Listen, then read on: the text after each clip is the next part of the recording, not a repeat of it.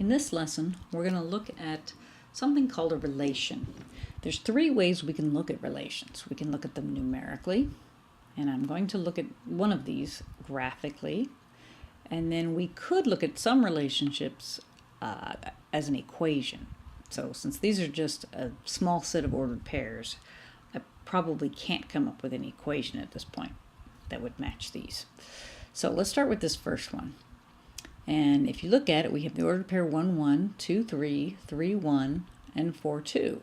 And what you should notice is that all the x's are different from one another, but the y's are matching, as opposed to this other set of ordered pairs, or relation. This time we have x's being repeated, but y is not being repeated. So in other words, here, every x is mapped to its own y, but over here we've got a set of x's that have two different mappings. So if you think about this, say in an application, that'll help make more sense. So let's let x be the number of years after a given year, say 1980. This is called aligning our data.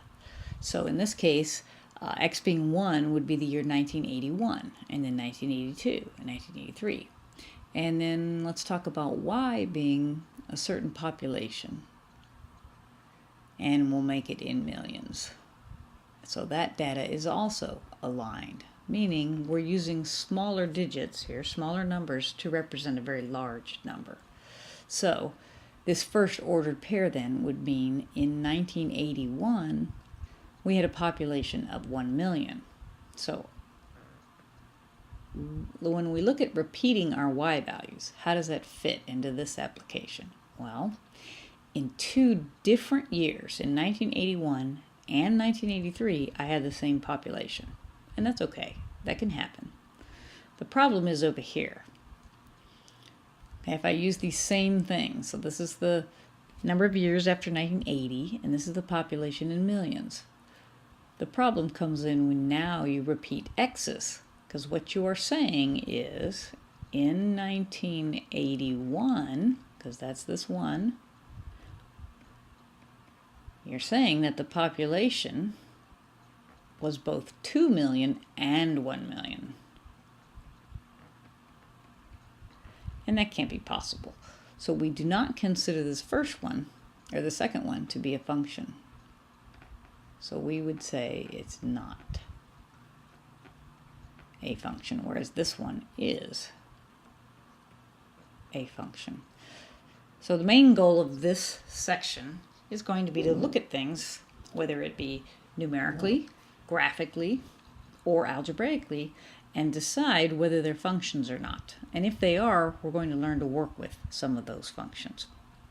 So let's look at this one visually to see what happens visually to make us aware that it's not going to be a function.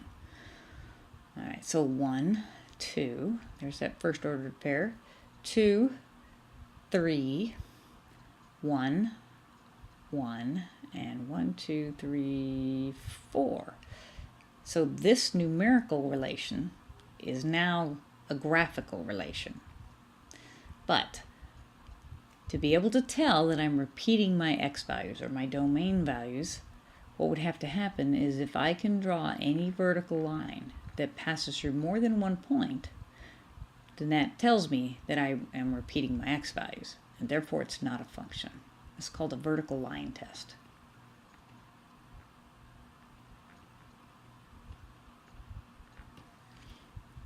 So if I give you just a graph,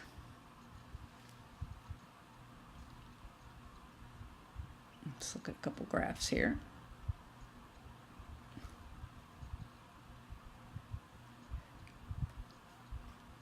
Let's say I graph something that looks like this. We will know that as a parabola later. And then let me take another set of graphs, or axes here. I'll draw two graphs. And we will decide one of these is a function and one of these is not a function. And using the vertical line test, we'll see that X's are not being repeated here. So any vertical line I draw will only cross this once. So this one is a function. We will be studying these in our class. This one, however, if I take and draw a vertical line, then it would cross the graph more than once. So that tells me that this x value is the same as this x value. So I'm repeating x values, or my domain values. Therefore, this one is not a function.